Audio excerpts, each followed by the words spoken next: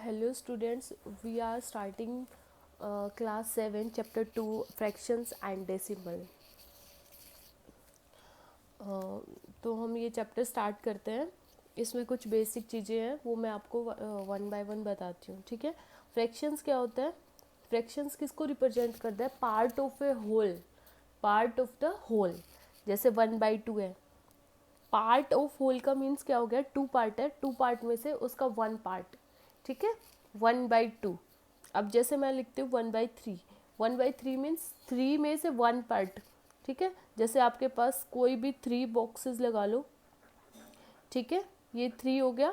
1 2 3, इसमें से 1 बॉक्स की बात कर रहे हैं. Part of the whole means 1/3. ठीक है. इसी टाइप से जैसे आपके पास किसी भी बच्चे के पास चॉकलेट्स है, 3 चॉकलेट्स है. ठीक है. 3 चॉकलेट्स में अगर मैं 2 को डार्क कर रही हूँ तो इसका मतलब क्या है?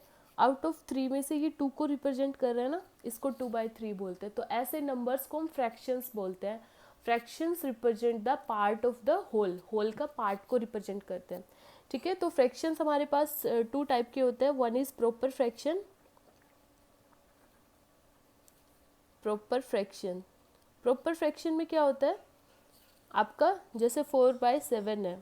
इसमें क्या आपका ये न्यूमरेटर होता है, denominator. Denominator is bigger than the numerator. ठीक है. ये बिग होना चाहिए और ये स्मॉल होना चाहिए. तो उस फ्रैक्शंस को बोलते हैं हम proper fraction. Second one is improper fraction.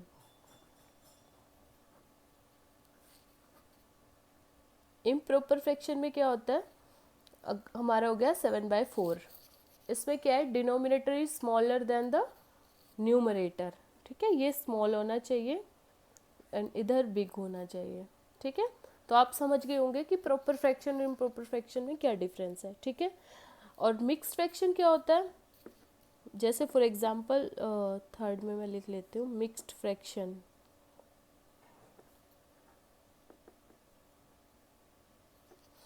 ठीक है. मिक्स्ड फ्रैक्शन क्या हो गया? 1 3/4, 1 and 3/4. इसको हम क्या बोल देते हैं? Mixed fraction. ठीक है. होल एंड प्रॉपर फ्रैक्शन का मिक्स होता है, ये मिक्सचर होता है. तो अब हम एक्सरसाइज करते हैं. एक्सरसाइज 2.1 स्टार्ट करते हैं. सोल्व करते हैं सिंपल क्वेश्चन से. ठीक है.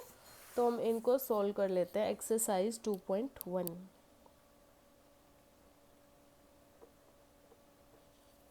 फर्स्ट क्वेश्चन में क्या है? आपको सब्ट्रैक्शन करना है. ठीक है. 2 - 3/5. ठीक है. इस टाइप के क्वेश्चन अपने क्लास 6 में भी पढ़ेंगे और क्लास 7 में भी ये चैप्टर आता है. तो देखो इसको अच्छे से समझते हैं.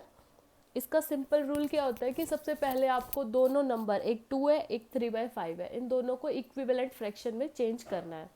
ठीक है. इक्विवेलेंट फ्रैक्शन में चेंज करने के लिए आप क्या करते हैं? 1 और 5 का एलसीएम ले लेते हैं. ठीक है. देखो जैसे मैं आपको समझा देती हूँ पहले. 1 और 5 का एलसीएम कितना आता है? 5. बेसिकली आपको दोनों के डिनोमिनेटर, डिनोमिनेटर क्या होता है? न्यूमरेटर ऊपर वाले नंबर को बोलते हैं और नीचे वाले नंबर को बोलते हैं डिनोमिनेटर फ्रैक्शन में. ठीक है. ये आपको ध्यान रखना है. डिनोमिनेटर बेसिकली हम सेम करते हैं. सेम करने से हमारा क्वेश्चन इजी हो जाता है. जैसे 1 और 5 का एलसीएम कितना आएगा? 5. अब आपको 2 पे भी नीचे 5 बनाना है और 3 पे, तो 3/5 में तो ऑलरेडी 5 है. तो यहाँ पे 1 है. 1 को किससे मल्टीप्लाई करें कि 5 हो जाए? तो 5 से मल्टीप्लाई करें ना. ठीक है. इधर नेक्स्ट स्टेप में बता देती हूँ. 5 से मल्टीप्लाई करना पड़ेगा. तो नीचे डिनोमिनेटर में 5 से मल्टीप्लाई कर रहे हो तो न्यूमरेटर में भी आपको 5 से मल्टीप्लाई करना पड़ेगा. तो ये कितना हो गया? 5 2 ज़ा 10/5 माइनस ये कितना हो गया आपका? 3/5. ठीक है. अब दोनों जब डिनोमिनेटर सेम आ गया तो आप क्या लिख सकते हैं? इधर 5 लिख देंगे और 10 - 3 इधर लिख देंगे. 10 - 3 इज 7/5. ठीक है. तो ये आपका आंसर हो गया. सारे क्वेश्चंस में हम ऐसे ही करने वाले हैं. ठीक है. अब हम इसका सेकंड पार्ट कर लेते हैं. Question 1 second part, part number second. 4 + 7/8. इसमें भी आप यही करने वाले हो कि सबसे पहले डिनोमिनेटर का एलसीएम ले लेंगे. एलसीएम कितना आ गया आपका? 8.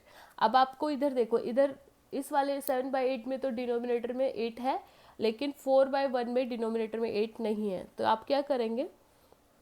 1 को 8 से मल्टीप्लाई करेंगे 8 बनाने के लिए. ठीक है. Divide by 7/8। ये कितना हो गया, 4 8 जा 32 divide by 8 plus 7 divide by 8। जब जैसे आपका डिनोमिनेटर सेम होता है तो आपका क्वेश्चन इजी हो गया। यहाँ पे 8 लिख लीजिए, 32 प्लस 7 ये कितना हो गया आपका 39/8, ठीक है, डिवाइड बाय 8। इसी टाइप से हम इसका थर्ड क्वेश्चन करते हैं। तो बेसिकली हम इन क्वेश्चंस में कर क्या रहे हैं, हम इनको इक्विवेलेंट फ्रैक्शन में चेंज कर रहे हैं।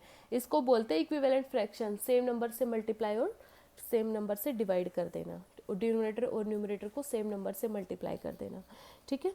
अब इसके थर्ड क्वेश्चन में हम करते हैं 3/5 प्लस 2/7। तो 5 और 7 का जो एलसीएम आता है वो कितना आता है, 35 आता है, ठीक है। इसमें एलसीएम कितना आ गया आपका 35। अब आपको डिनोमिनेटर में 35 बनाना है, तो 7 को 35 बनाने के लिए आप 5 से मल्टीप्लाई करेंगे और न्यूमरेटर में भी 5 से मल्टीप्लाई करेंगे। 5 को 35 बनाने के लिए 7 से मल्टीप्लाई करेंगे और इधर भी न्यूमरेटर में भी 7 से मल्टीप्लाई करेंगे। 7 3 ज़ा 21 डिवाइड बाय 35 प्लस 5 2 ज़ा 10 डिवाइड बाय 35। अब जैसे ही आपका डिनोमिनेटर सेम हो गया तो आप सिंपली दोनों को ऐड कर दीजिए। 21 प्लस 10 कितना हो जाएगा आपका 31 divide by 35। That is your answer. I hope आपको अच्छे से कॉन्सेप्ट समझ में आ रहा होगा। अब सिमिलरली हम क्वेश्चन नंबर 4 भी कर लेते हैं। अभी इसमें क्या है, 9/11 माइनस 4/15। अब आप दोनों में एलसीएम ले लेंगे 11 और 15 का, ठीक है। 11 और 15 दोनों का एलसीएम कितना आएगा, सिंपली मल्टीप्लाई कर दीजिए 11 को 5 से। 5 1 जा 5, 11 5 जा 55, 11 1 जा 11 और 5 165, ठीक है। अब दोनों का एलसीएम कितना आ गया आपका 165। अब आप देखिए 11 को किससे मल्टीप्लाई करें कि 165 आए, मतलब आप 11 को 15 से मल्टीप्लाई करेंगे तभी आएगा ना, क्योंकि देखो 11 को 15 से मल्टीप्लाई करने के बाद 165 आया है।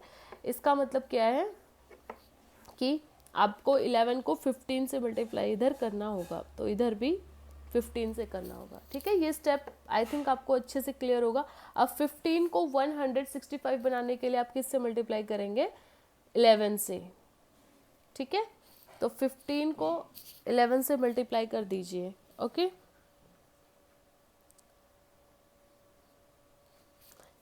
15 को 9 से करेंगे तो 135 डिवाइड बाय 165 माइनस 11 4 जा 44 अपॉन 165। अब दोनों का डिनोमिनेटर सेम आ गया है तो आप सिंपली इनको सब्ट्रैक्ट कर सकते हैं, ठीक है। अब आप मल्टीप्लाई करेंगे, इसको माइनस करेंगे, 135 माइनस 45 कितना हो जाएगा आपका 5 minus 4 is 1 and 13 minus 4 is 9, ठीक है। तो ये आपका आंसर होगा, ठीक। आपको आई थिंक अच्छे से समझ में आ गया होगा। Thank you.